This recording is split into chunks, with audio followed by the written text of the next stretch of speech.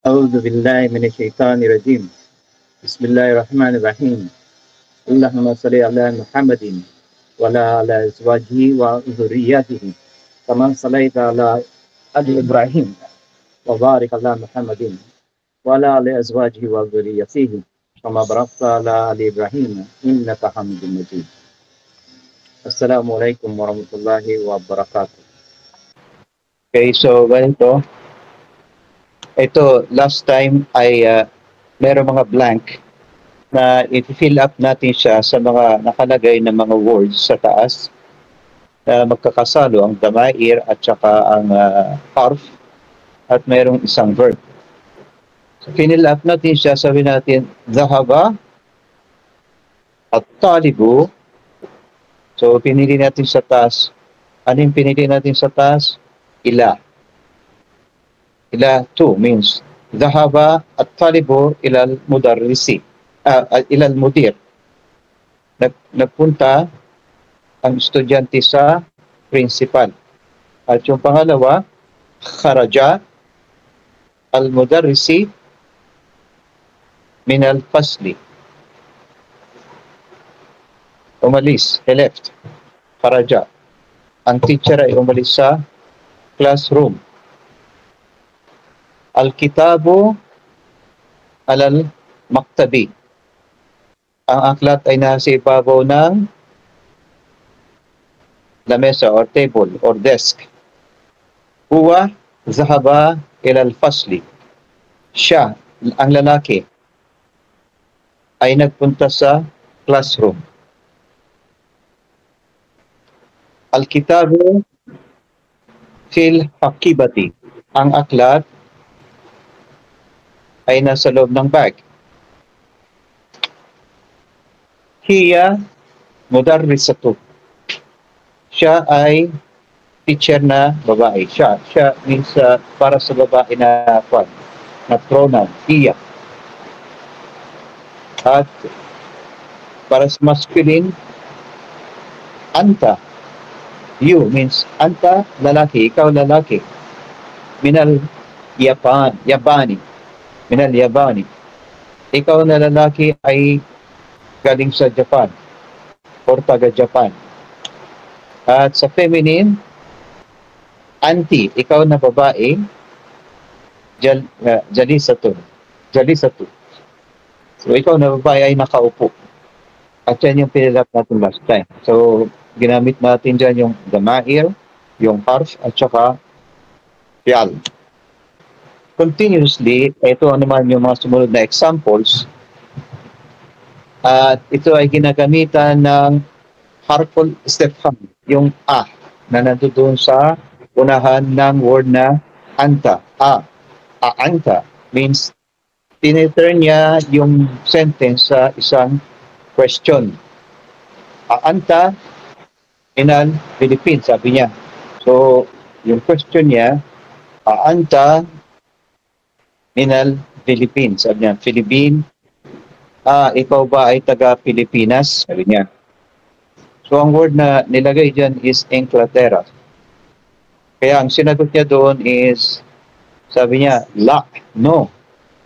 La, ana min Inglaterra. Taga-UK daw siya.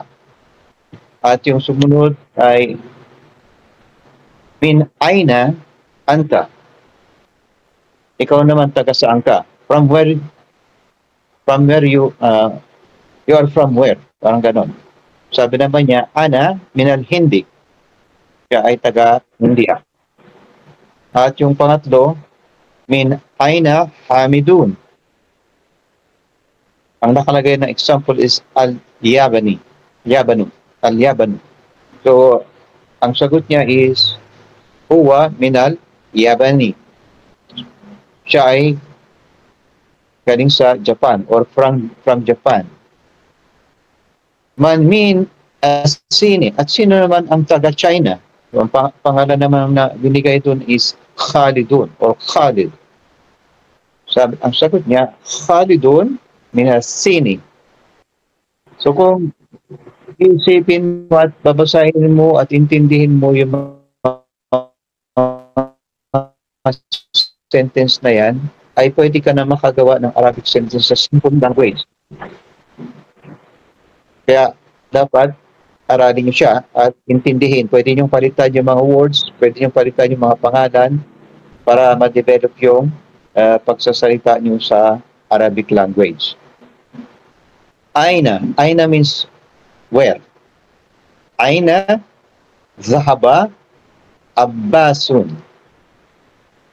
Saan daw nagpunta si Abbas?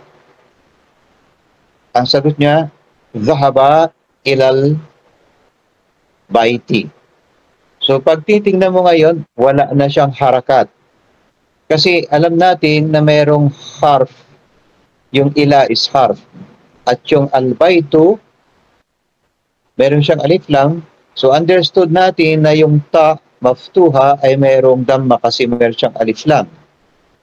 So dahil nakita natin na mayroon siyang word na ila, harsh jar, understood natin na magiging isem majrur yung al-baitu kaya magiging al-baiti dahil sa harf na ila.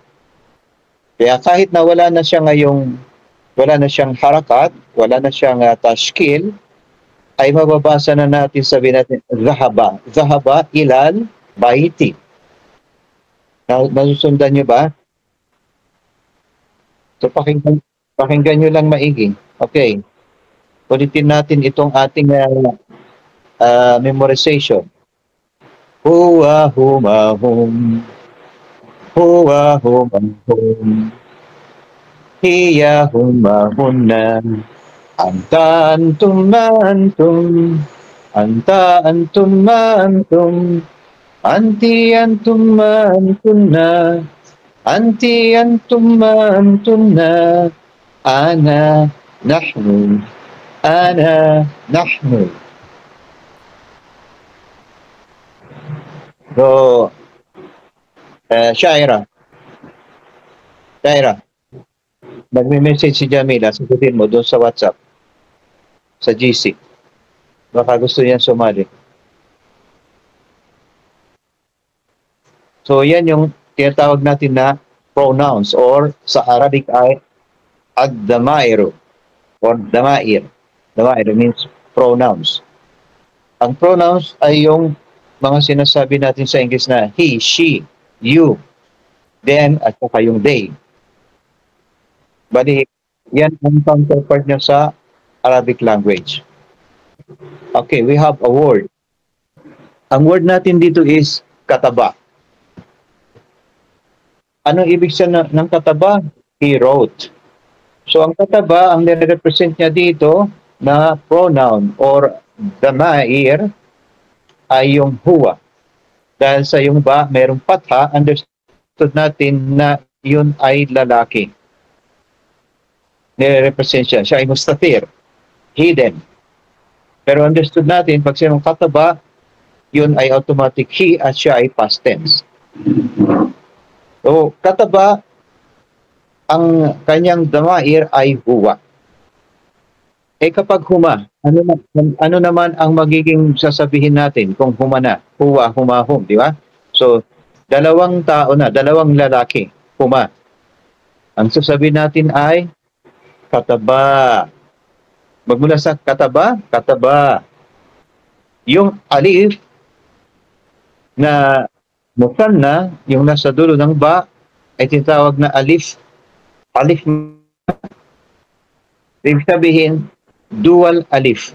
Na kapag ito ay nakita mo, ay understood na yun ay para sa dalawang lalaki. Na al-ghaib or tinatawag natin na third person. Ngayon, kung higit sa dalawang lalaki ang nagsusulat, whom ang gagamitin natin, kaya ang babasahin natin dito o ang isusulat natin ay yung word na katabu. So, kataba, kataba, katabu. From single, dual, at saka plural. Eh, paano kapag babae naman? Diba, na-take up na natin to last time. Nire-review lang natin. Kapag babae naman siya, kasi yung tatlong yan na nasa una, huwa, humahom, puro masculine. Ngayon pupunta tayo sa feminine. Kapag babae ay hiya, ibig sabihin isang babae. At ang word natin is yung kataba. Kaya sabi natin hiya, katabat.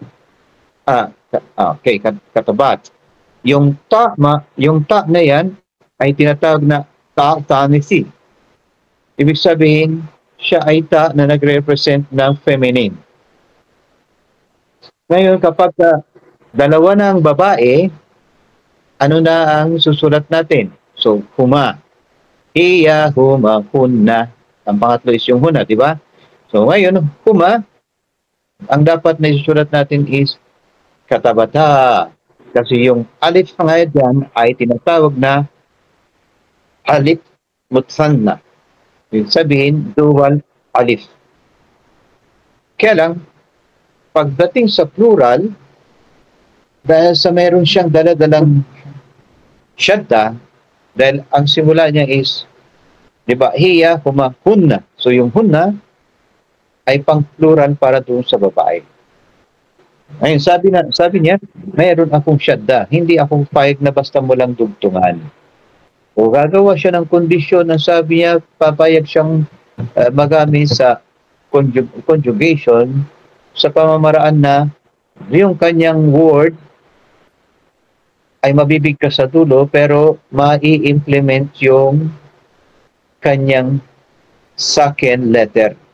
So doon sa word na hunna, meron siyang syadda, ibig sabihin nun na merong dalawang noon at yung first noon ay sakin. Kaya gusto niya na mailagay doon sa lam kalima yung kanyang sukun. So ang word is kataba at ang lam kalima is ba. Ilalagay doon yung sukun at yung noon sa dulo ng hunna na may daladala ng fatha or vowel ay mapupunta doon sa dulo ng word na katabna. So, ngayon, ang mga sumusunod na mga word sa pagkaka-apply niya ng sukun sa lam kalima ay gagamitin natin sa mga susunod na application niya. So kapag ka lalaki, masculine, anta is for the second person, kailangan may apply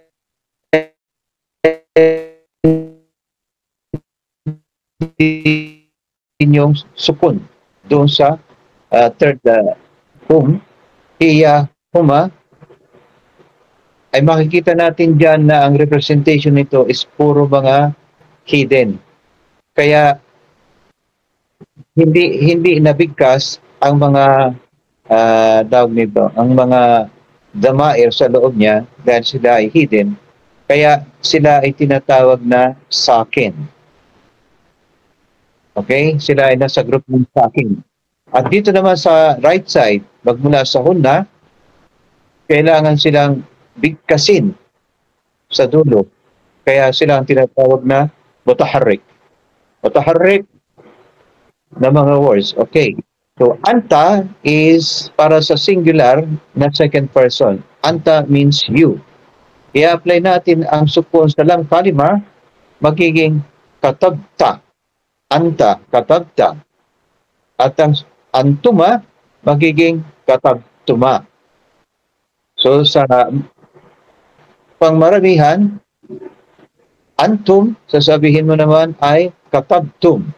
So, kung papansinin nyo, ang third letter ay puro mga second letter. At binigkas yung dulo ng mga damair sa right side doon sa dulo ng word. Kaya ito tinatawag na mutaharrik. Sa feminine, ay andirito naman ang word na anti. Anti means you. You para sa feminine, pang babae siya. So, anti, i-apply natin yung rule, katabti. Ang third letter is sakin, yung lam kalima is sakin. At babanggitin mo yung dulo ng damair sa word na anti Kaya magiging katabti. Next one sa dual, antuma. Anti, antuma, antuna, di ba?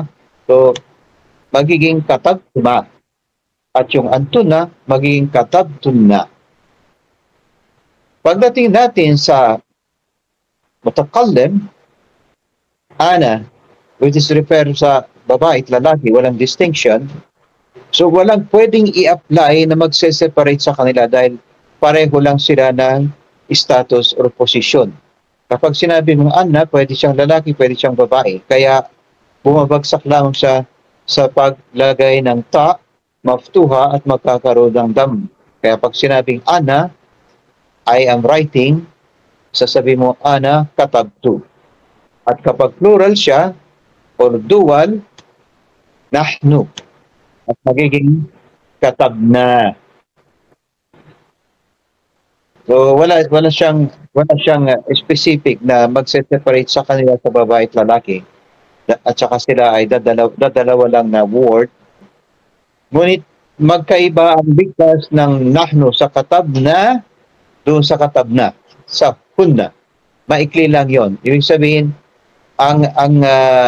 ayan, katabna, yeah? Katabna, fatha lamang ang nandirito, fatha. So walang elongation. Ngunit dito sa nahnu, meron siyang nun na may fatha plus mad alif. Kaya yung hunna, katabna. At yung nahnu, katabna. Okay? Do you follow? May question ba kayo? Wala. Okay. Now, another example. He wrote. He wrote. He wrote means kataba, di ba? So, binasa na natin siya kanina at pinaliwanag natin. So, i-recall lang natin, parang review ito. He wrote, kataba.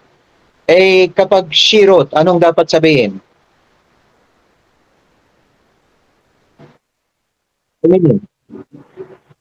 Kapag lalaki, he wrote, kataba. Eh, kapag babae, anong sasabihin natin sa Arabic?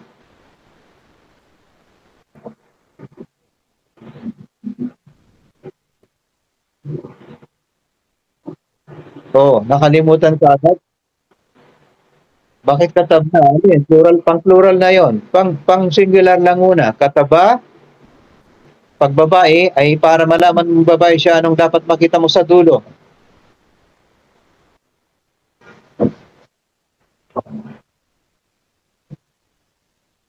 Okay, so, kung saan? O, ano? Kataba, pag lalaki, kapag babae, ano? So, nire-represent siya ng tinatag na kautansi. Ano ang dapat maging Arabic ng she wrote? Nakalimutan ka agad. Hindi kasi inintindi yung in-explain ko. Okay, kataba is masculine, huwa. Pag babae is katabat. Hindi yan sa marbuta. Yan ay tautansi. Tautanisi. Tautanisi. Ang tawag dyan. Tama po ha, pero tautanisi. Ibig sabihin siya ay ng feminine. Okay? Katabat. Okay. Kapag sinabi mong I wrote, ano naman ang Arabic ng I wrote? Ang ginagamit lang natin din here is kataba. So kapag I wrote, sabi mo, ano sa Arabic yung I wrote? Ana.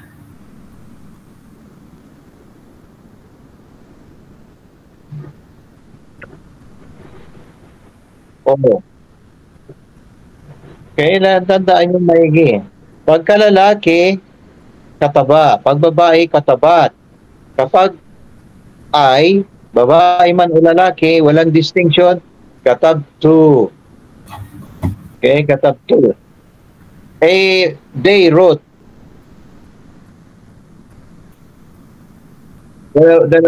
Dalawang lalaki, halimbawa.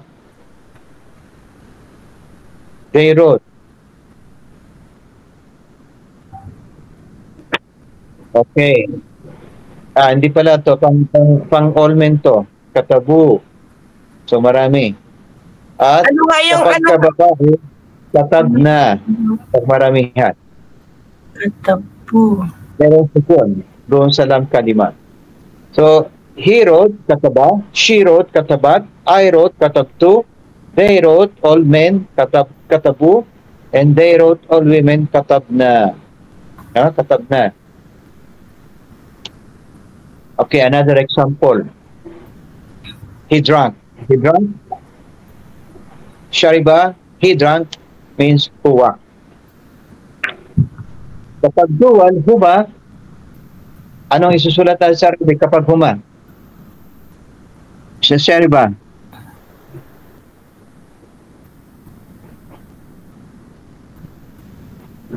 Dual.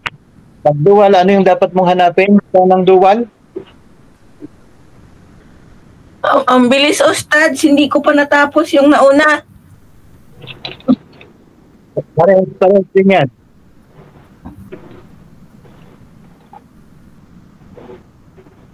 Dual lang, dual. Dual, huma. Ano yung sign ng dual? Huma. Huma. Ano yung sign ng dual? Ano yung sign, ano, yung fatha ay sign ng huwa, pero mustati. Ngayon, anong sign ng dual? Anong letter? Plural yun.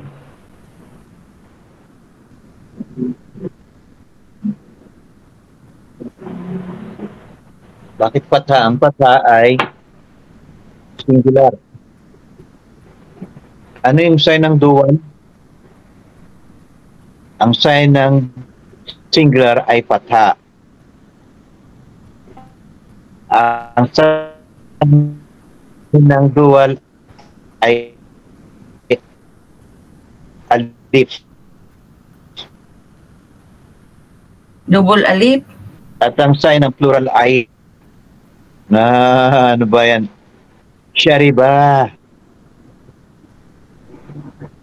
Shariba. Dual. Yung A ay pang dual. Yung fatha, itong fatha, nakikita nyo, yung fatha na yan, ang sign yan ay para sa singular, huwa.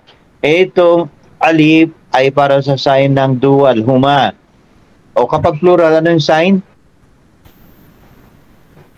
Sandali, Wow. sulat ako dyan. Ayan, wow. So, shariba, sharibu.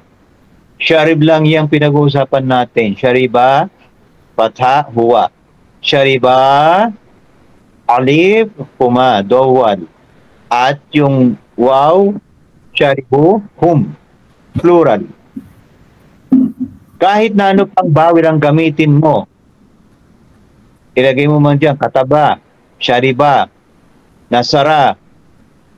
Basta huwa, patha. Kapag huma, kailangan may alif, mutanna. At pagka-hum, dapat ang dulo niya is wow at mayroong damma. Okay?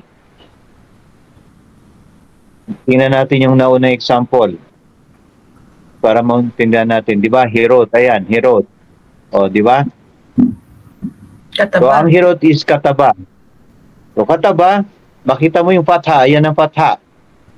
Pag nakita mo fatha, ibig sabihin yan huwa. Ngayon, kapag ka huma, dual, dapat makita mo itong alif mutanna sa dulo. Ayan, alif mutanna. Kataba. Kataba, kataba. At kapag ka plural, hum, dapat mayroong wow at may damma dyan. Kaya katabu. So, kataba. Kataba. Kataba. Kataba, kataba, katabu. At kapag ka babae, dapat mayroong ta, maftuha, tausansi, katabat. At kapag dual is dual, alif pa rin ang gagamitin. Katabat, katabata. Andun pa rin yung ta. Kasi yun ang sign ng feminine. Dinagdagan mo lang siya ng alif na mad.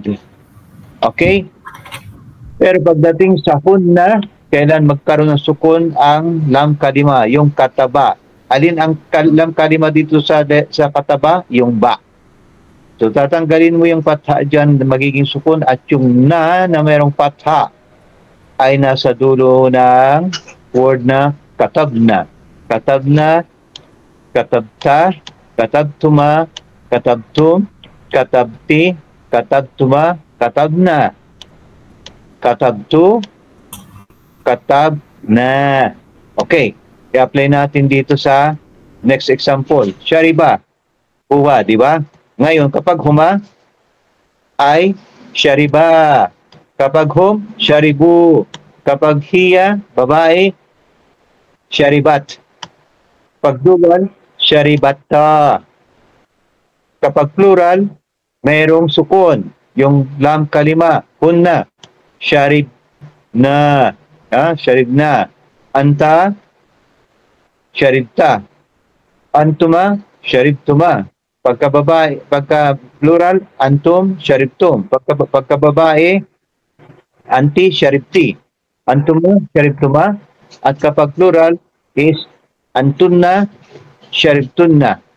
Ngayon, first person, babae at lalaki. Ana, sharibtu. At kapag nahnu, sharibna. Nakuha nyo? Okay. Ano ibig sabihin ng shariba? Sino ang kandito? Anong plural ang gagamitin? Shariba? Patha? Masculine o feminine? Masculine o feminine yan? Ano ang plural? Anong plural? Anong pronoun na gagamitin mo sa shariba? Patha yan, patha.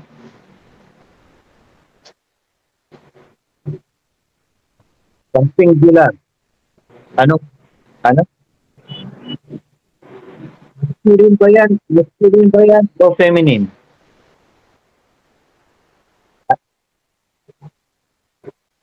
Okay, ano yung masculine? Okay, huwa. She drank. Eh kapag she drank, anong gagamitin natin na word sa sharif?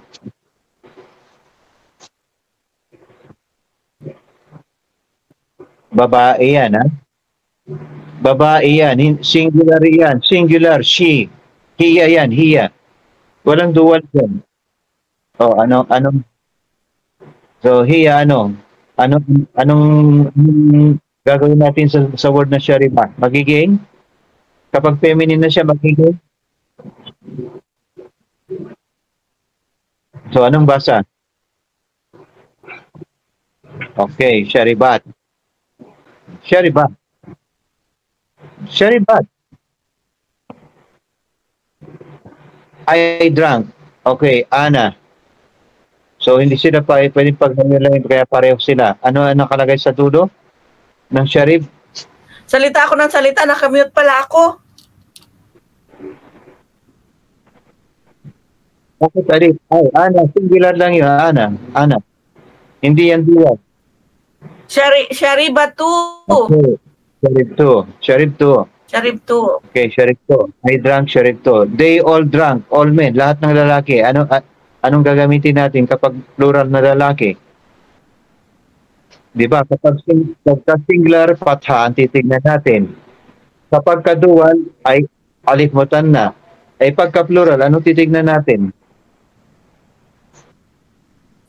Sharibtu. Sharibu. Hindi sharibu. Hindi sharibtu. Sharibu. Ayan, yung wow. Wow at saka damma. Yan ang pang-plural. Okay? E ngayon, kapag we drank, lahat tayo uminom. Marami sila, plural. Ano yun, humad? Yung ana, sharibtu. Eh yung marami. Sharib na. Yun, sharib na. Very good. So, naiintindihan nyo na. Okay? Kailangan aralin nyo yan. Tandaan nyo yan. Kasi hindi pwede magkamali. Baka sinabi mo, sinong kumuha ng pera? Siya. Isa lang yung tinutukoy mo. Yung pala ang kumuha ng pera, dalawa. Di mag-away-away kayo. Kailangan kabisaduhin niya yan. Kapag singular na masculine, yung fatha ang hanapin mo.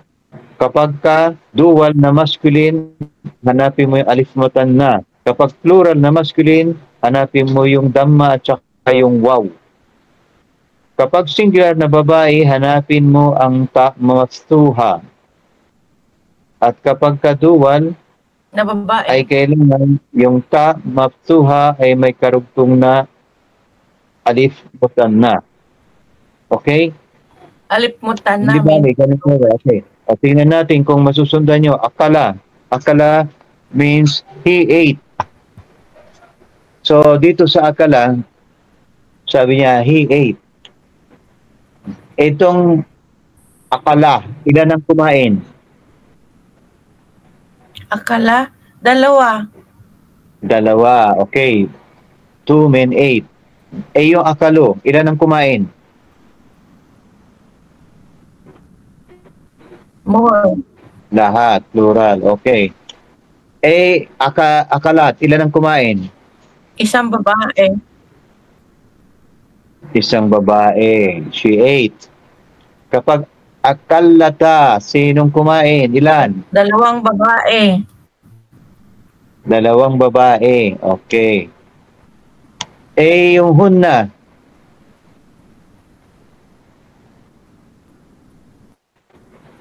Hunna. Dalawang madaming Huwa babae. humahu. Hiya humahunna. Hunna. Lahat na babae. Ilan? Lahat na babae. Okay, lahat na babae. Paano mo ngayon sasabihin doon sa akala yung lahat na babae? Lalagyan mo ng sukun yung third letter. Ang letter.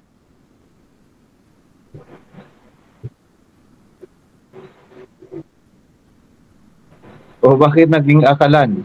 Tatanggalin mo nga. Lalagyan mo ng sukun yung lam kalima. So kapag may sukun yung lam kalima, ano ang basa?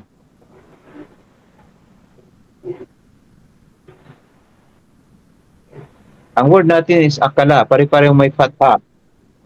Ha? Okay. Akal na. So nagkaroon ng sukun yung lam kalima, yung third letter. At dinugtong mo yung nun na last na meron dalang fatha. Okay. Ngayon, anta, lalaki. I-apply mo pa rin yung rule na magkaroon ng sukun yung lam kalima. Ano? Akalta. Pagka antuma, dual. O, dual yan. So, paano sasabihin natin? Dual. Akala. Akala. Akala. Akal, La. ulit, mutaharrik. Babanggitin mo yung dulo ng okay, akal tuma. Antum? Antum? Banggitin mo yung dulo pero maglagay ka ng sukun salam kalima salam kalima. So paano mo, anong gagawin mo?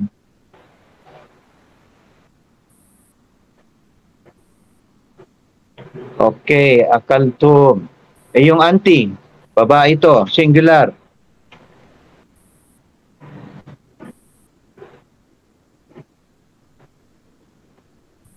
Sukun ang lam kalima, number 3 letter. Lagyan mo sukun. At okay, akalti. Eh yung antuma. Okay. Antun na.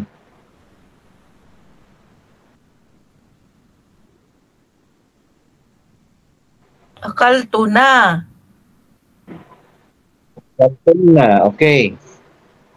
Ana. Walang separation. Akalto. Very good. Nahnu. Nahnu.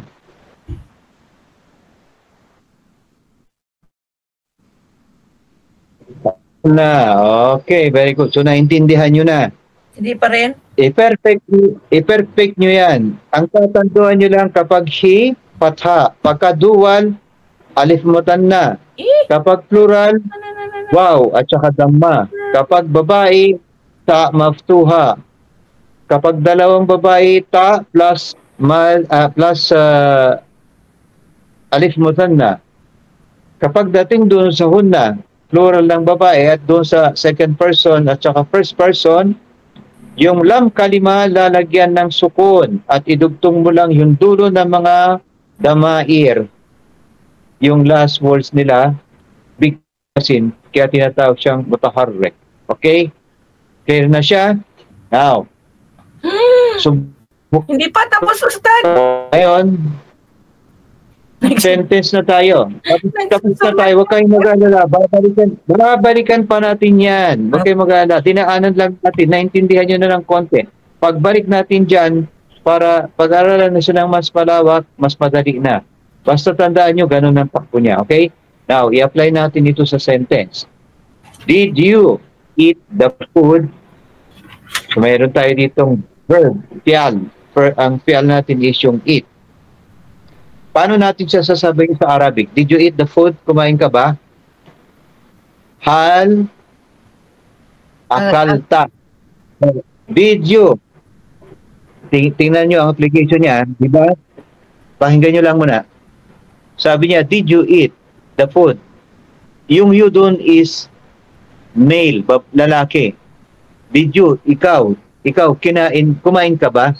Ikaw, lalaki, kumain ka ba? Singular. Yung did you, yung did is hal. Ang unang question mark na natutunan natin is kapag nilagay mo yung sa unahan ng sentence, magiging question yung sentence. Anta minal Japani?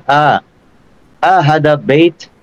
La, ada masjidon. Kapag nilagay mo yung magiging question mark. Ngayon, another type ng pag-question is yung ginagamit mo yung hal. Hal means question yun. Hal, did you, no? Ngayon, ang word na gagamitin natin is akalta. Yeah? So, itong akalta dito ay huwa. Sa huwa yan, lalaki, di ba? Pero, ang akalta rito ay second person, kaharap mo. Di ba? Anta. Ang tinatanong niya dito is, ikaw lalaki. Anta. Kapag babae tinanong niya, ang sasabihin niya, di ba, auntie?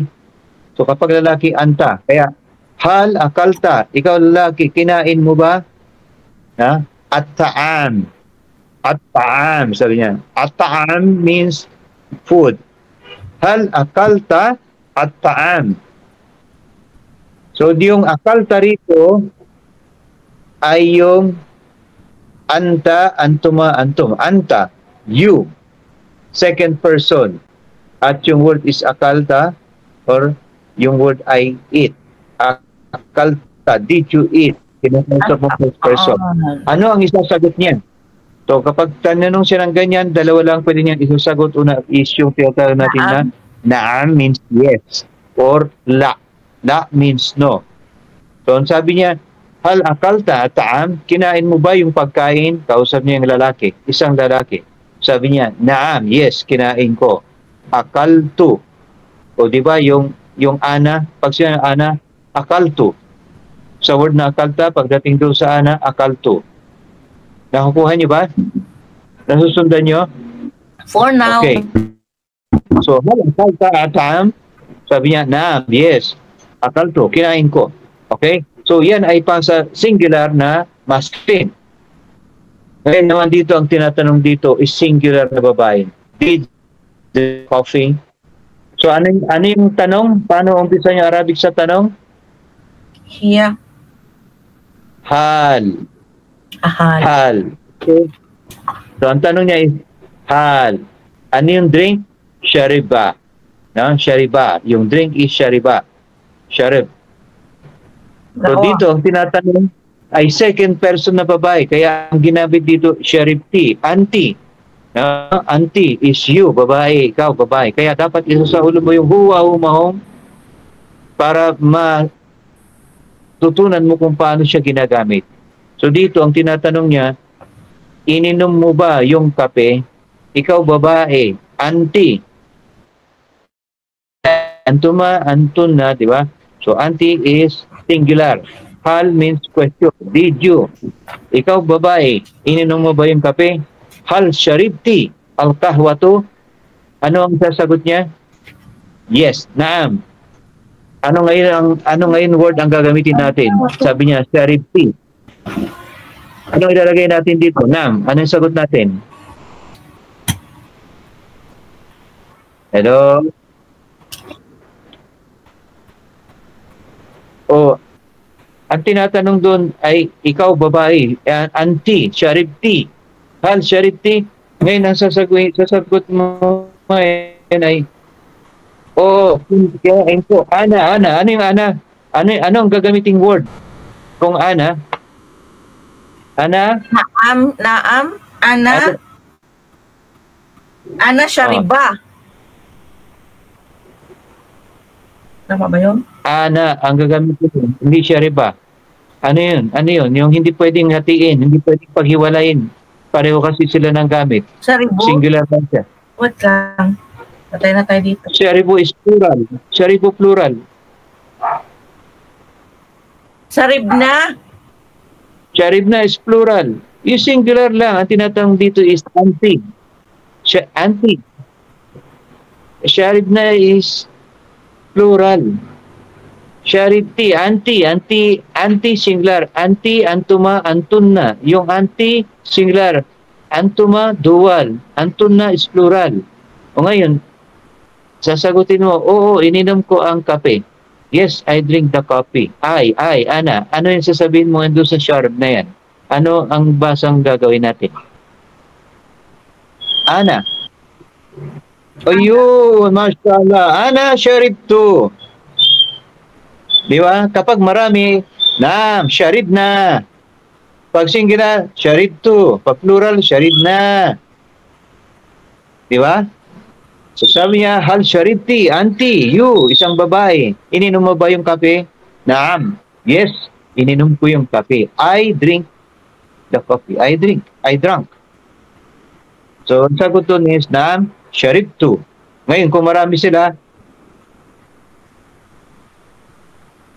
pagka marami siya, ang sagot ay, naam, sharib na.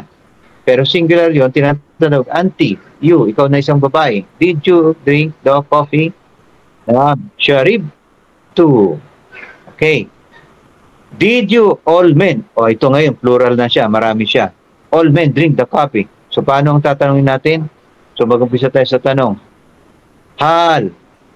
Ano yung marami? Sa Damair, marami? Yung singular, dual, plural. Pag sinabi mo, anta is singular. Antuma is dual. Sabi dito, all men drink. So, plural siya. Kaya, ang gagamitin mo is antum. Okay? Hindi anta, hindi antuma, kundi antum. So, yung antum dito, yung tum dito is yung sinasabi nating mutaharrik. At ang ginagamit natin na verb dito is yung sharib. Sharib. Kaya sabi mo, plural, tum, antum, hal sharibtum. Hal sharibtum kahwa. So, yun ang tanong niya. Hal sharibtum kahwa. Ngayon, anong sagot niya? Naam. O sabi niya, sharibtum, plural. Ano ngayon ang isasagot mo? Kanina, sabi mo, singular, sharibtu, kamo. Ngayon, plural. Anong sagot? Naam.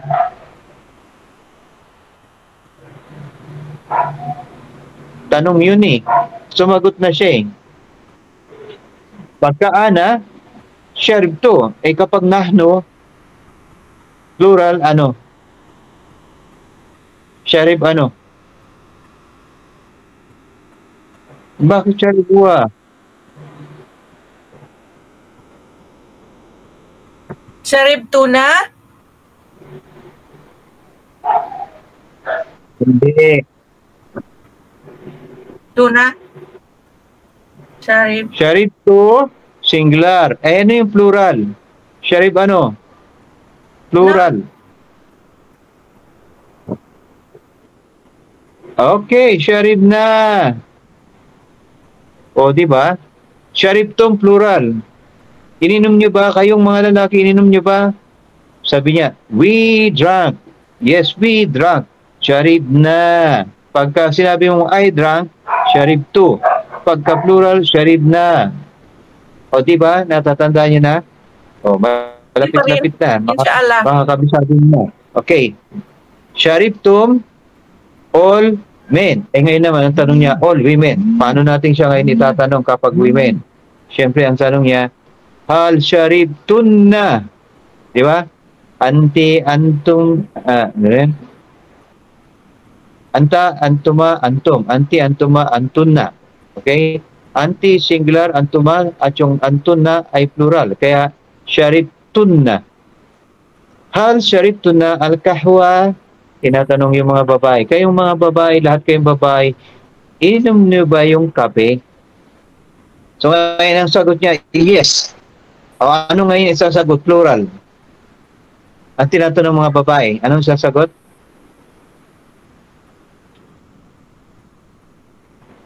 Naam, Sharibtun. Sharibtunna. Naam. Ay kapag pagka singular yan, sharibta. Marami, plural, puro all the women. Kaya ang sabi niya, sharibtunna, hal sharibtunna kahwa. Sabi nila, yes. So anong sasabihin nila? We drank. Anong we drank? Marami, plural. Sharibtuna. Walang ha? Sharibtuna. Walang distinction. Walang ano? Walang distinction ng babae at lalaki pa rin. Oo, naguguluhan na naman kayo kanina, sinagot niyo tama, di ba? Pagka singular, sharibto. Kapag plural, Sharib na. sharibtun na. Yun, sharib na. Nagtatanong siya ang nagtatanong sharibtun na. Pero ang sumasagot sharib na. Okay. Pagka singular, sharibto. Pag marami, sharib na. Kanina sinagot niyo yung sa all men, tama ang sagot niyo Sabi niyo sharib na. Pagdating sa babae, hindi niyo na maalala. Paano ba yan? Basta isa sa ulo niyo yun, yung huwa, humahum, hiya, humahun na, anti, antuma, antum. Tapos sa ulo mo yung sign ng singular, fatha, dual is alif musanna, at yung plural ay wow. Madali lang, di ba? Hindi. So, tuloy natin. Okay, kalimutan muna natin si Damair. Babalikan natin yan, inshallah. At least, kahit paano na-absorb nyo, natanggap nyo yung naintindihan nyo yung lesson. Magandang bagay na yon. Kahit na hindi mo pa sa ulado, pinipilit nyo sagutin, ang simpleng-simpleng paraan lang doon, basahin nyo yung mga yon at alamin nyo kung sino singular, dual at plural. At yun ang sagot. No? Ganun lang kasimple. Now, lesson 2 natin. Ang lesson 2 natin is al-idafa. Al-idafa. Al-idafa means linking verb. Ano ibig sabihin ng linking verb? Linking nouns. So, idafa is for nouns, para sa mga pangalan, name, no? Linking nouns, al-idafa. Ibig sabihin ng linking nouns ay to add or to increase. Idafa means to add or increase. Ibig sabihin, kung isa lang yung noun, ay gagawin mo siyang dalawa. Dadagdagan mo siya para mag-increase. So, gagawin mong dual noun. Dalawang noun, pinagsama mo. Ngayon, ang unang-una nating napag-aralan ng word combination ay yung combination ng harf jar, ism mazrur. Diba? Yung harf jar, kapag nakita mo siya sa unahan ng noun, kung siya ay may dhamma, magiging kasra, di ba? Kung siya ay may double dhamma, magiging kasratain. Basta nakita mong merong harf jar sa unahan. Ano yung mga harf jar? Katulad ng ila, yung min, yung ala, at saka yung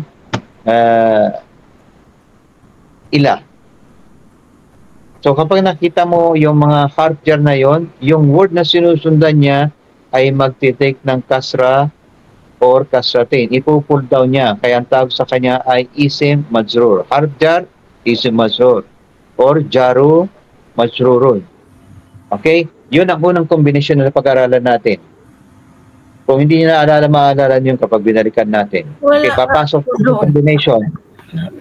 Alin? Wala akong copy doon sa ila. Naaralan natin. Hindi ba, ipopost ko yan para makakuha kayo ng copy. Ito meron. So, ang alamin natin ngayon ay idafa at ito ay kombinasyon naman ng word, dalawang word. Yung harf jar tsaka isim majrur, pareho ding word yon. Dalawang word din yon, kombinasyon. Kaya lang, ipo-pull down niya yung noun at yung harf jar is a harf, hindi siya noun. Ngayon, ang pag-aaralan natin ay ipo-pull down naman ng noun yung noun na mayroong dhamma.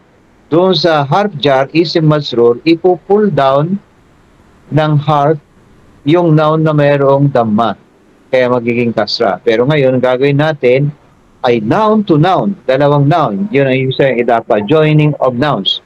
So yung noun na nauna ay ipo-pull down niya ang dhamma or dhammatain ng sinundan niyang word at gagawin niyang kasra. So yung sabihin pala, meron ng dalawang nagpapalit ng status ng word. Una, yung harf, yung dhamma, ibababa niya, gagawin niyang kasra. Ngayon naman ay yung noun. Ang noun na ito, ibababa niya ang dhamma at kasra ng sinundan niyang noun. Paano mangyayari yon? Ganito. So sa unang pag-aaral natin, sabi natin, harf jar, isim majrur. Magkarugtong sila, hindi pwedeng paghiwalayin. Yung harf nauuna sa noun. Kapag ang harf nauna sa noun, yung kasra ang lalabas doon sa noun na sinundan niya. Imbis na tama, magiging kasra. At tatawagin siyang isim majrur. Okay? Kung di niyo siya maalala, pag binalikan natin yung lesson na yun, maalala niyo. Ang importante, nadaanan natin siya, naunawaan niyo siya, nakalimutan niyo siya. So, ang susunod na mangyayari, re-reviewin natin, maaalala niyo siya. Ganon. Okay? Makakalimutan niyo. Kahit itong pinapag-aralan natin ngayon yung Sharibto, Sharabna, makakalimutan niyo yan. Pagkatapos ng klase, wala na, limot nyo na. Hindi nyo naman mabigkas. Maliban kung aaralin nyo pagkatapos ng klase. Kaso hindi nyo gagawin, di ba? Marami kayong ginagawa, tatrabaho kayo, kaya mawawala yung attention nyo. Makakalimutan nyo. Ngayon, pagtatanungin kayo sa sunod, hindi nyo naman alam ang sagot. Pero kapag nireview natin, alam ko na yan, nung ilang araw pa. Ganon. Okay? So, words combination, noun to noun, al-idafa. Ang isang noun, dadagdagan mo ng isang noun, at gagayahin niya si harf jar, ipo-pull down din niya yung dhamma or dhammatain at gagawin niyang kasra or kasratain. Ang example natin dito halimbawa ay yung book, the book, ang aklat, at si Muhammad. Okay. Meron tayong dalawang noun, yung the book at saka yung Muhammad, parehong noun. So pagsasamahin natin sila. Yun ang ibig sabihin ng idafa. Kaya kapag sinabi mo, pag pinagsama sabi mo, the book of Muhammad. Pwede mo rin sabihin, Muhammad's book or his book. Okay, na noun at merong isang noun na nagmamay-ari sa bagay at yung isa naman nagmamay-ari at yung kanyang inaari. So, anong ibig sabihin? Possessor at saka possessing. Okay? So, yung book ay pag-aari ni Muhammad. The book of Muhammad, pwede mo sabihin, the book of Muhammad. Pwede mo rin Muhammad's book. Ibig sabihin, kay Muhammad ang aklat na ito, or pwede mo sabihin his book. So, yung his dito is also a noun kasi damair yan eh. Kaya noun, his is a noun, book is a noun. Nag-combine yung dalawang noun. Muhammad is also a noun, book is also a noun. Nag-combine yung dalawang noun. The book of Muhammad, parehong noun pa rin yun. So, yun ang combination. Kapag iintindihin natin siya, isang ari-arian at isang mayroong ari. Kaya, ibig sabihin, possessor and thing possessed. Paano natin siya ngayon gagawin sa Arabic? So, yung the book at saka yung Muhammad, Pwede mo sabing book, his, or his book. Yung his, ang tinatawag na possessor or nagmamay-ari. At yung book, I think possess. Yan naman yung bagay na inaari nung nagmamay-ari. So, sino ang nagmamay-ari? Si Muhammad. Ano yung inaari niya? Ano yung inaangkin niya? Ano yung kanya? Yung aklat. Kanya yon. Kaya sasabihin mo, ang aklat ni Muhammad, the book of Muhammad. Pwede mo rin sabing his book, ang aklat niya. Yung niya is a pronoun, represents Muhammad. So, isang bagay na pagmay-may-ari at isang nagmamay-ari. Possessor and thing possessed. Okay? Parang katulad halimbawa, yung tinatirahan ni Rihanna, sabihin natin house. So the house, tinitirahan ni Rihanna. Sino ang may-ari? Si Rania. So sabihin natin house of Rania o kaya sabihin natin her house or Rania's house. Isang may-ari at ang ari niya yung bagay na kanyang inaangkin. Okay. Paano natin siya iintindihin kapag nasa Arabic na siya? So, the book, yung sign ng the book is al-kitabo. Sabi natin kasi, merong the, at yun na nagre-represent ng tinatawag natin na definite article. So, merong alif lam, itong kitabo, meron siyang alif lam, kaya dapat single dhamma lang siya. Al-kitabo. Pag tanggalin natin alif lam, ay magiging kitabon, indefinite. Pero noun yan, noun. Okay? Kasi aklat, bagay yan. So siya ay noun. Ang pangalang noun na gagamitin natin is yung Muhammadun or Muhammad. So mayroon tayo ngayon dalawang noun. The book at saka si Muhammad. Ngayon, nakatranslate siya sa Arabic at sinabi natin na al-kitabu.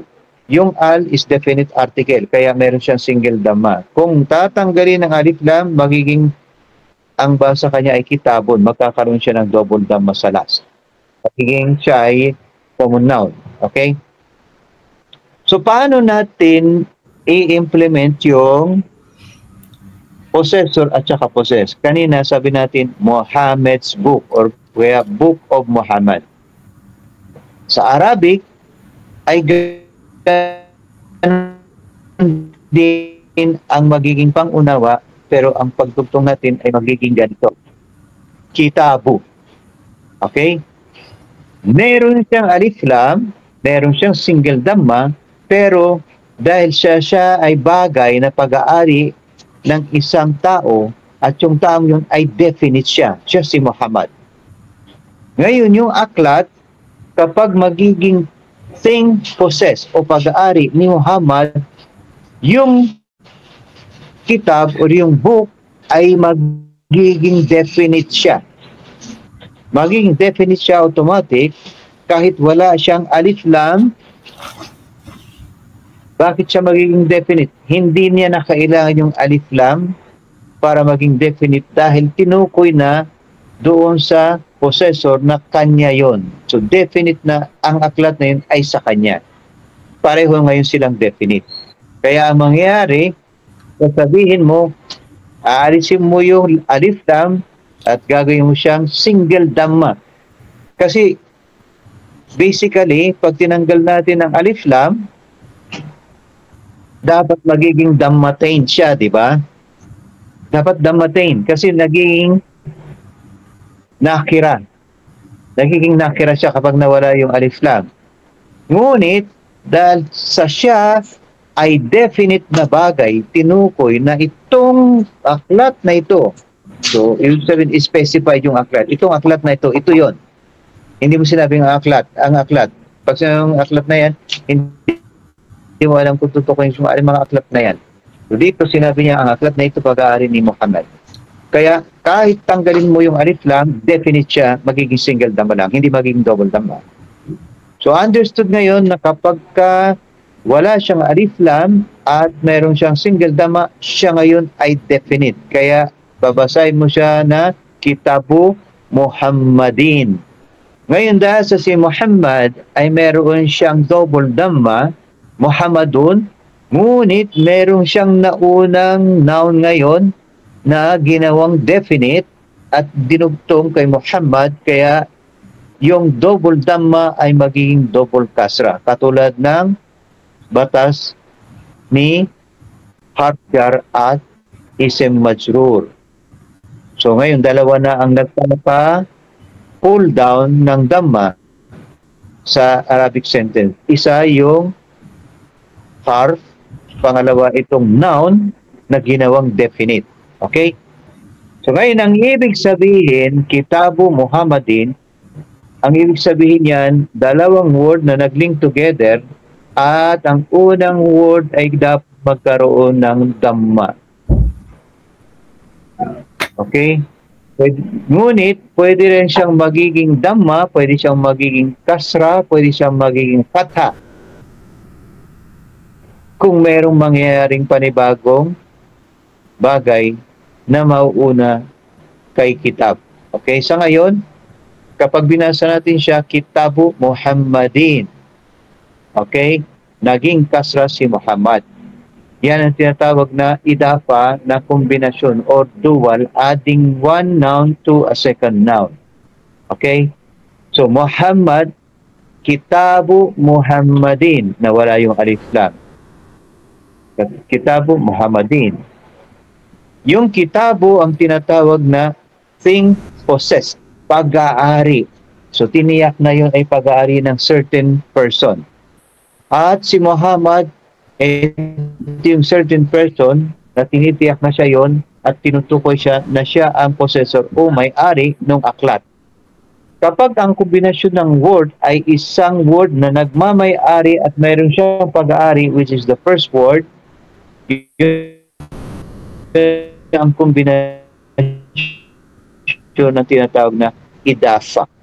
Kapag pinagsama mo sila, yung first word na nawala yung alif lam pero na-retain niya yung pagiging definite niya, siya yung thing possessed o bagay na inaari. Siya ngayon ang tatawagin natin na mudaf. So, ibig sabihin, ang thing possessed, ang tawag sa kanya ay mudaf. At ang nagmamay-ari or ang possessor ay tatawagin naman nating mudaf ilayhi. So, ang kombinasyon nito, Kitabu Muhammadin, ay i-analyze natin na yung Kitabu ay tinatawag na mudaf at ang Muhammadin ay tinatawag na mudaf ilayhi. Okay? Now, continuously, palitan natin ang example. Kalamu, kalamun. So, kalamun. Kapag ito ay gagawin nating definite, sasabihin natin al-kalamu. Pero siya ay indefinite, siya ay kalamun. Kaninang ginamit natin is definite, al-kitabu.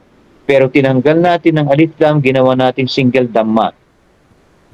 Dahil ang sinusundan niya ay tinatawag na idafa, tinanggal natin, minintin natin yung single dhamma kahit wala si alif lam. Dahil kapag tinanggal mo sa word, ang alif lam, automatic dapat magiging nakira siya, magiging indefinite. Ngunit dito sa rules ng idafa, pag tinanggal mo ang alif lam, hindi mo gagawing tanwin or dammatain yung kanyang vowel sa dulo. Kundi, siya lang ay gagawin mong single dhamma. Pwede rin single fatha, pwede rin single kasra. Ngunit may another rule. Now, ang possessor na gagamitin natin ngayon ay si Hamid or Hamidun. Makikita natin meron siyang tanwin sa taas, Hamidun, un. Pagkatapos itong first word, kalamun, pareho silang un. Si Hamidun ay definite kasi tao siya. Pero itong kalamun, indefinite siya. Okay? Kasi wala siyang alif lam. Ngunit, kapag gagawin mo siya sa batas ng idafa, pagsasamahin mo ang dalawang noun, ang mangyayari, magiging single dhamma si kalamun kahit wala siyang lam at saka alif. Okay? Yung alif lam hindi nakadugtong sa kanya, pero siya wala siyang alif lam, may single dhamma siya, hindi rin siya nakira. Siya ay definite kasi tinukol siya mismo na siya yon. Okay? At si Hamid naman, dahil sa dinugtungan siya ng word na definite, ngunit walang alif lam, siya ngayon, ipo-pull down niya yung kanyang dammatin sa taas doon sa hamadun. Ayan yung hamadun at magiging kasra, tain. Kaya ang basa mo, kalamu hamidin. Ibig sabihin, ang pen ay pag-aari ni Hamid. Okay? Kalamu Hamid. Nakuha nyo? So, pinull down ni kalamu si Dhamma at ginawang kasra. Ngayon,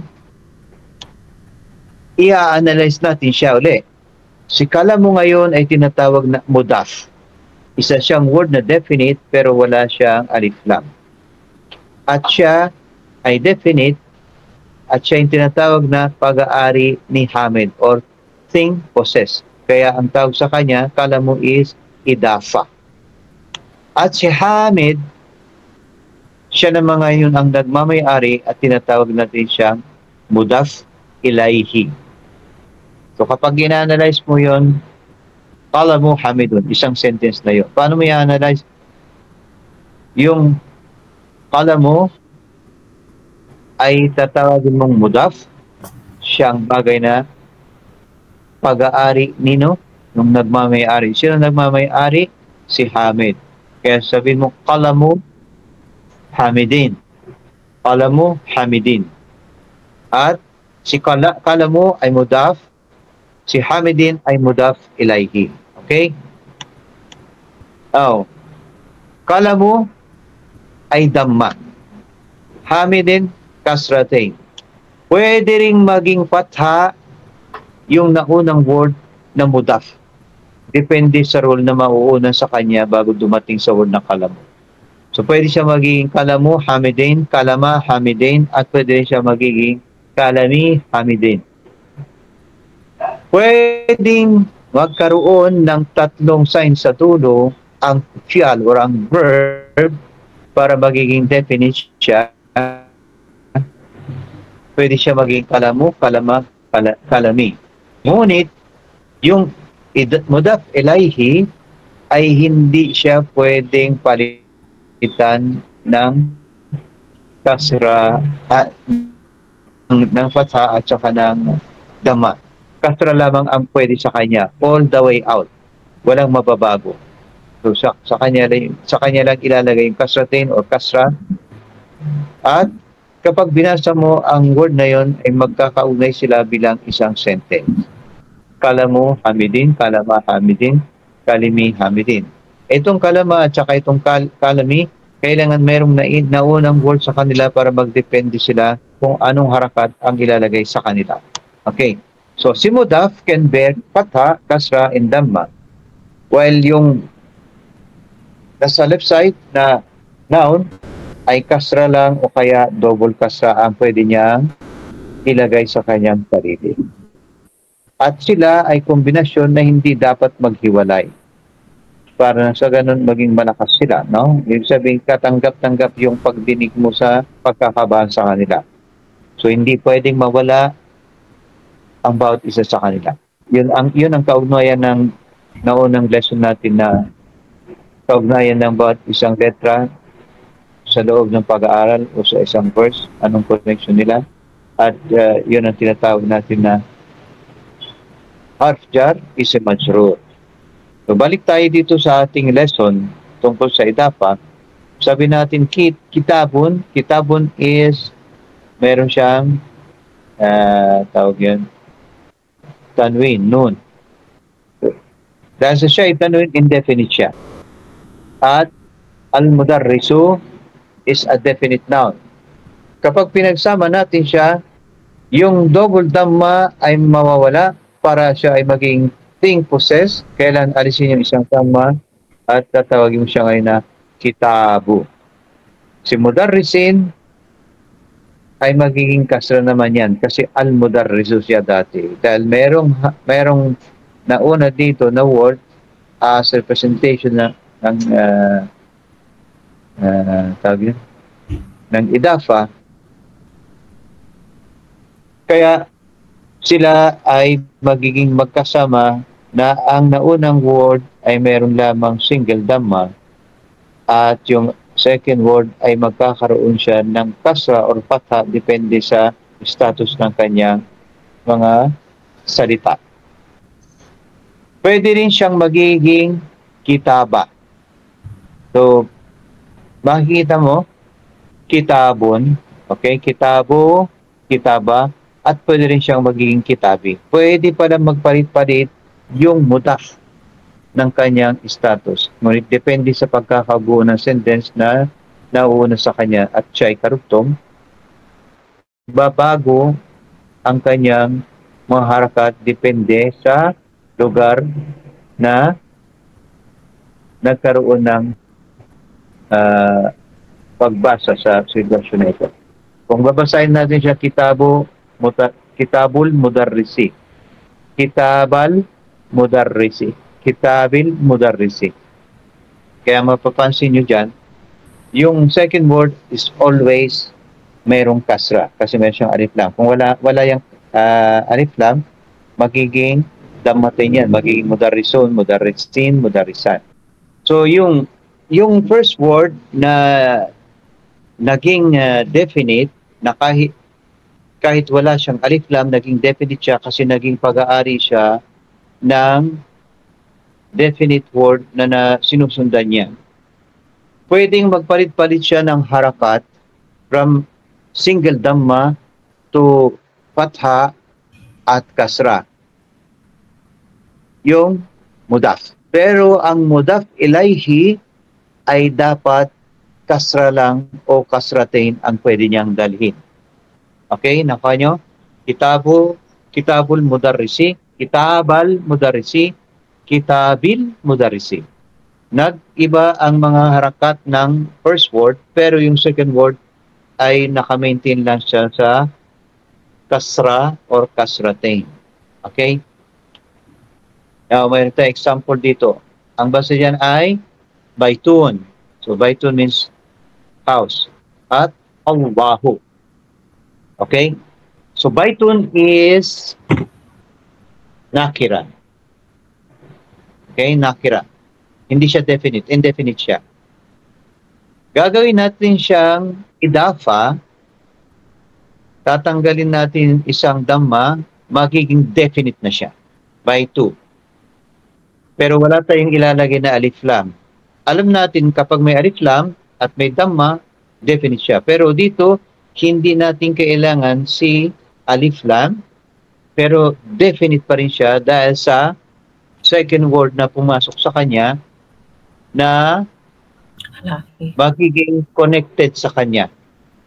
Ngayon, ipo-pull down niya yung Allahu at magiging kasra. Kaya itong indefinite noun na baitun at ginawa nating definite na magiging baitu at isasama natin si Allahu, nagkaroon sila ng kombinasyon na tinatawag na idafa, kaya magiging kasra si Allahu at magiging Allahi. Kaya kapag binasa natin siya ngayon, pareho na silang definite, ang basa sa kanila ay Baitul Lahi. Okay, Baitul Lahi. Ngayon, sabi natin kanina, pwede siyang magiging baitu, baita, baiti. Ngayon, i-represent natin bakit siya magiging ganon o paano mag-apply. So, let's say mayroon tayong harf. Di ba pag sinabi natin harf at saka isem, magiging harf jar, isem majrur. Ipo-pull down ni harf yung dhamma or dhammatain ng noun at magiging isang isem majrur. So, kapag dinugtong natin si baitu ay magiging fi baiti. Kasi merong fi. At idudugtong natin si Allahi fi baitil lahi.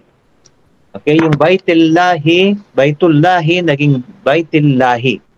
Kasi merong harf jar, kaya si baitu naging isem majrur. Ngunit, siya ay mudaf papunta doon kay Allahi. Kaya si Allahi ay kasra. Okay? Paano natin siya i-analyze? Okay, focus kayo dito kasi ito yung mahirap na parte, yung analyzing. Itong phi by t ay mayroon silang kombinasyon na pang sarili nila. Yung tinatawag nating Harf-Jar Ism-Majrur. Si phi ay tinatawag nating Harf-Jar. At si by t ay Ism-Majrur kasi yung by 2 ginawa niyang kasra. Ginawa ni phi yung kasra na magiging, yung Dhamma ginawa ni kasra na magiging, ano ba yung grupo? Yung Dhamma sa by 2 ay ginawa ni phi na magiging by t kasi siya ay harf. So pinul down niya si Dhamma, ginawa niyang kasra. Ang relasyon ngayon nitong dalawang to ay harf-jar, ism, majrur. Okay?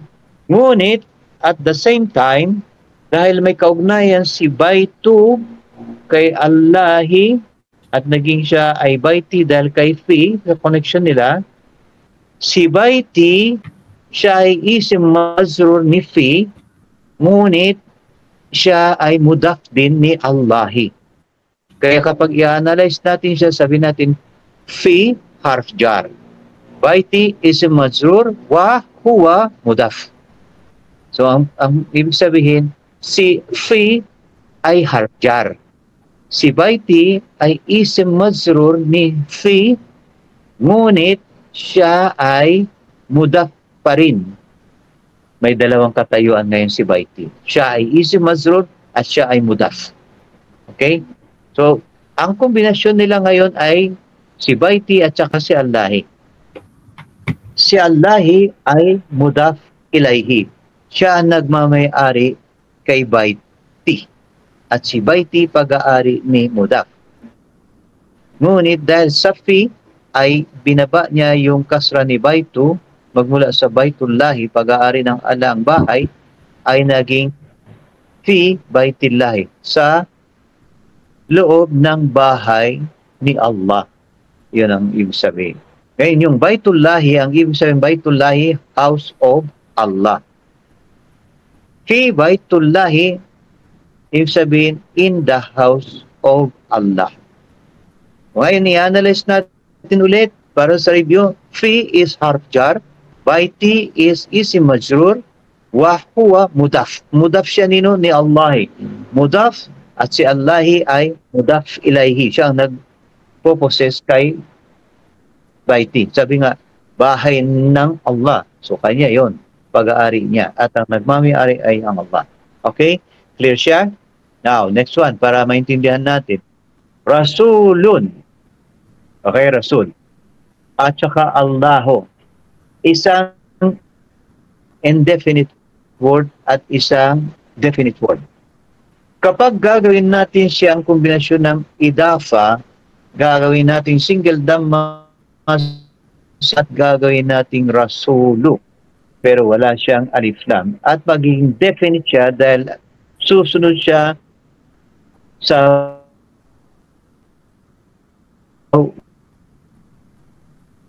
word na definite din.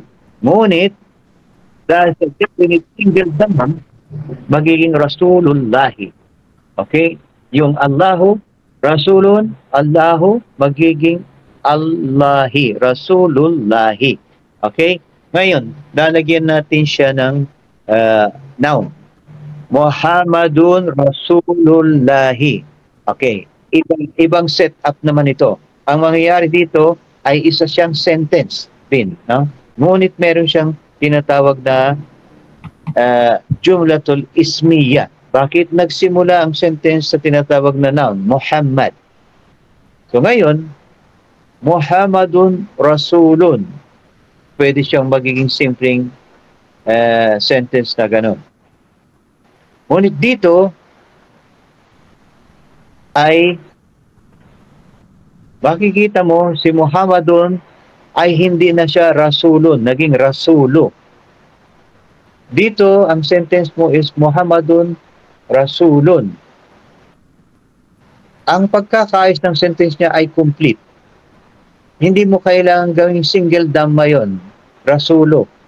kapag ginawa mo single dhamma yung Muhammadun Rasulun, kailangan si Rasulun magkaroon ng alif lam. Muhammadun al-Rasulu. Kung gagawin mo single dhamma. Pero double dhamma siya, kaya wala siyang alif lam, Muhammadun Rasulun. Pero dito, hindi siya nagkaroon ng alif lam, pero single dhamma siya. Bakit siya naging single dhamma? Dahil siya ay pag-aari, no? Nagkaroon ng mudaf-mudaf alayh dito. Ngunit, ang analysis dito sa sentence na to, Muhammadun Rasulullahi. Si Muhammad ay tinatawag natin na mubtada, subject siya rito. Okay? At si Rasulu, ang tatayuan niya dito ay khabar. So kung makikita mo dito sa right up, sa upper, makikita mo dito Muhammadun Rasulun. Si Muhammadun dito ay subject, mubtada siya dito, at si Rasulun ay khabar. Ngunit tama yung arrangement niya na siya ay magiging ganyan, pero dito naging single dhamma, wala naman siyang alif lam. Ngunit ang kombinasyon nila dito, ang pinag-uusapan dito ang mubtada is si Muhammad, at siya sinasabi na siya ay minsahero. Yung Rasulun ay tinatawag na khabar, predicate ni Muhammad. Muhammadun Rasul, predicate siya ni Muhammad. So pag inanalis natin, Muhammadun mubtada, Rasulun khabar, at si Rasulun ay also a mudaf. Mudaf nino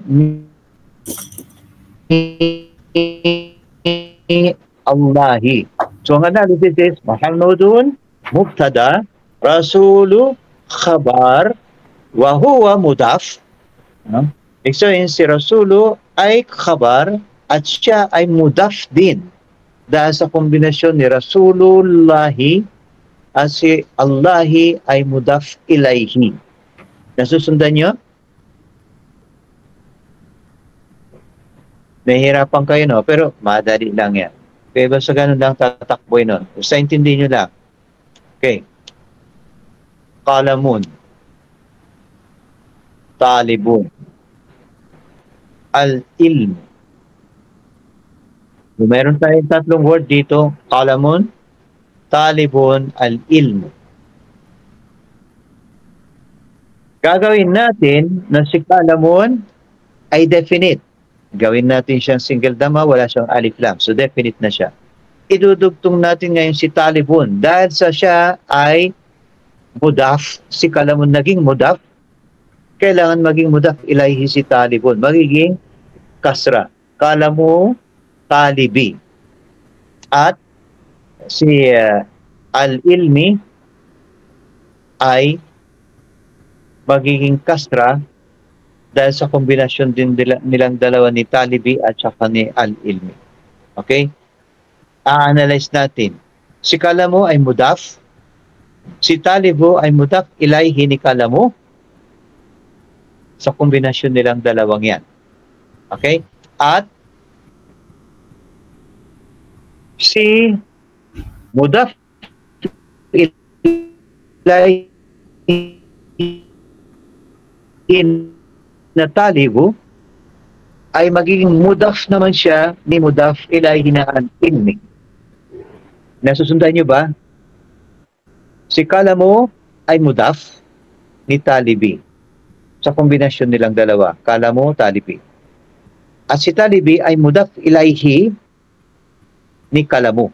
Si kalamu ay mudaf ni talibi. Ngunit si talibi ay mudaf din ni al-ilmi dahil si al-ilmi ay mudaf ilayhi siya ni talibi. Tingnan yung kombinasyon ng dalawa. Ngayon, bakit ganun? Parang magulo pa mo. Kasi dito natin nakikita kung bakit nagiging kasra yung nasa ilalim. Kapag binasa kalamun, talibun, al-ilmo, independent words lahat yung mayan. Hindi sila magkakasama, hindi sila sentence. Kasi kapag ginawa mo, sinabi mong sentence yung kalamun, talibun, al-ilmo, wrong, mali siya. para maging sentensya, kailangan gawin mong mudaf si kalamo, gawin mong kalamon, gawin mong kalamo, at lagyan mo ng kasra si talibun, gawin mong talibi, may kaugnayan na ngayon silang dalawa. At si al-ilmo, gawin mong al-ilmi, may kaugnayan na si talibi at saka si al-ilmi. Itong kalamun, talibun, al-ilmo, hindi siya pwedeng maging sentence. Hiwa-hiwalay ang kahulugan nila. Pero pagdating dito sa kalamu talibi, al-ilmi, isang complete sentence siya. Nasusundan niyo ba?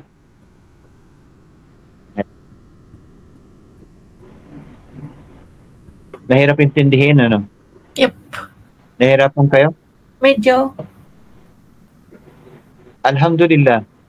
Alhamdulillah. Madali lang yan. Maintindihan niyo yan. Basta Okay. So yung talib po, taliba, talibin, pwede rin siyang may apply dito sa mudaf na nasa gitna. Pero, okay?